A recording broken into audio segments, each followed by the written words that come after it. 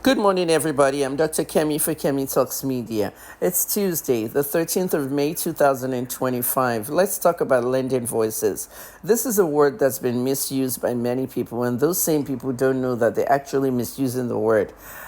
A lot of you have seen me in the comments telling you not to say I'm lending my voices. There's a reason for that. I don't lend my voice. I just don't. First of all, I want to clarify a lot of things to you. Lending voice is a metaphorical word about bringing a bigger voice to a cause. That's how it's mostly used in activism. Okay, I don't lend my voice. When I see bad things happening, I speak out. So please, beginning today, don't ever say thanks for lending your voice to the VDM case. No, I'm not lending my voice.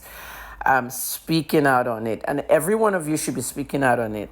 When we did NSARS, okay, we were the ones that did NSARS campaign online with Mr. Shegun Awusonya. Okay, those 6 feminist girls that dragged our cause on the streets and monetized it, okay, were fraudulent. They hijacked our cause. At the end of the day, most of you didn't know because you didn't participate in the online movement. We in the online movement are the ones that went to Abuja to get all the bills passed. Okay, killing people and all that, extrajudicial killing and all that, all the bills were passed to stop that. There was hard work done behind the scenes. So now Nigerians drag Rihanna into it. Rihanna tweeted NSARS, okay? Rihanna only heard about SARS being an elite police division that actually harms people by extorting and all that. She just, tweeted NSARS.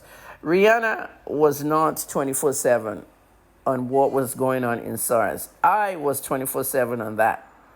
So she, tweeting the NSARS went viral across the world, okay, is lending a voice. She lent her voice to the cause. Most people that lend their voice don't know much about the cause. They don't know 24/7 of the cause. They only know 10% of it. So this is the reason why I'm telling you guys, please, anytime you want to thank me or say I'm lending my voice, I'm not. Okay? I'm speaking out. 14 hours a day in a hospital room. Okay? 24/7 information. Anytime my notifications come up that VDM just posted a video, I watch the video and I make my comment.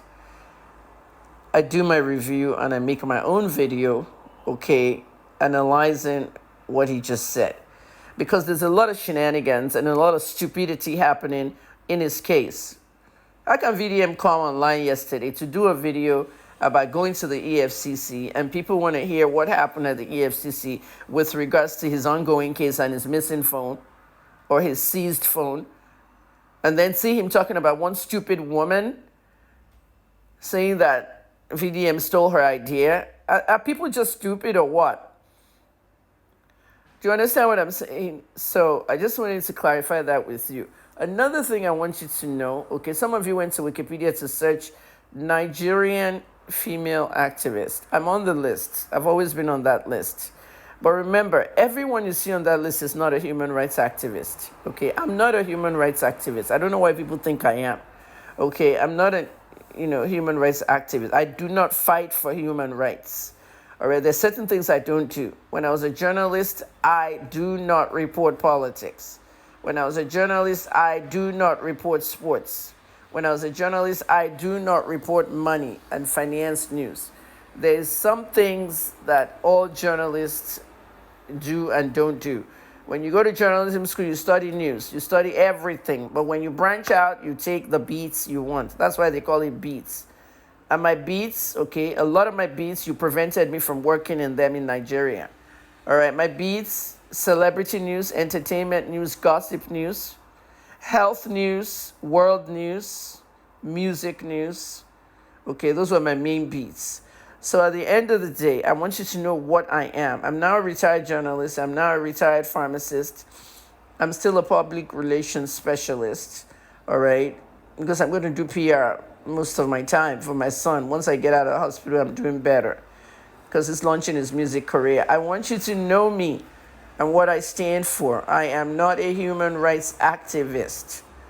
I am a drug abuse activist and a gun violence activist.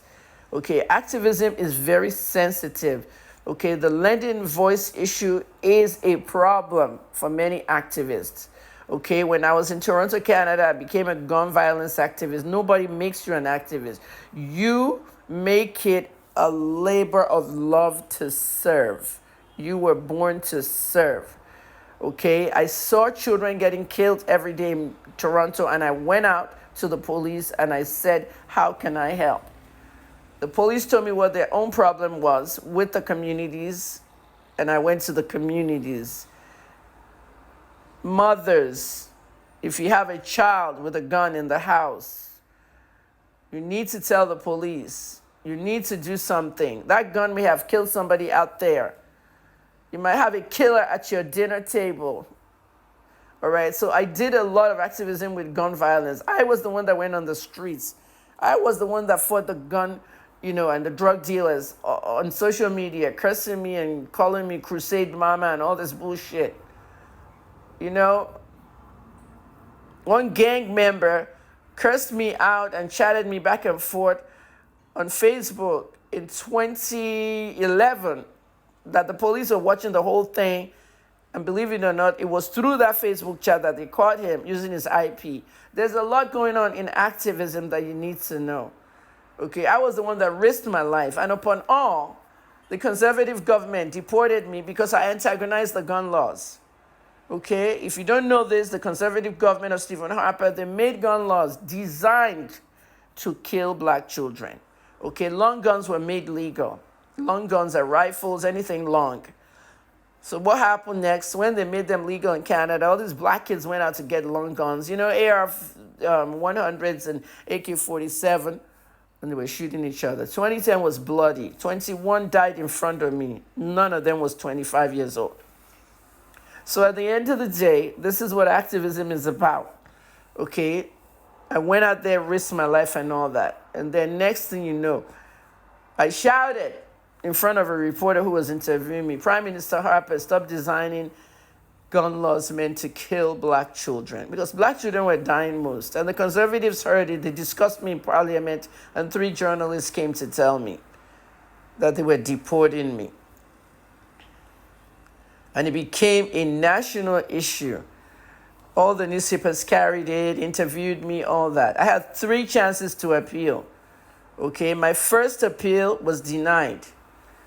On the second appeal, lawyers were flying at me. One of the best criminal lawyers in Canada came to support me and said, I will represent you for free for the second appeal. Okay, Justin Trudeau, a member of Parliament, came to support me. He gave me money before I went home to start a business and all. All the opposition came to me. All right? Justin Trudeau became the prime minister. He only stepped down earlier this year. Many things I've not told you about my life, especially in Canada.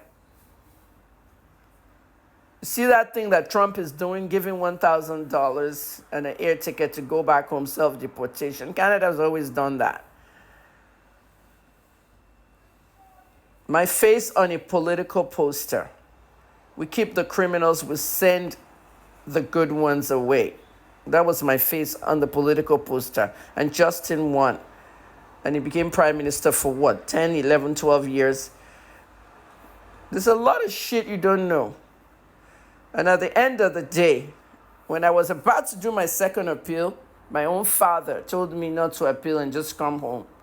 I'll get you a job with Ajimobi in the Ministry of Health or anywhere you want to work. NAVDAC with Obasanjo, I'll call Obasanjo.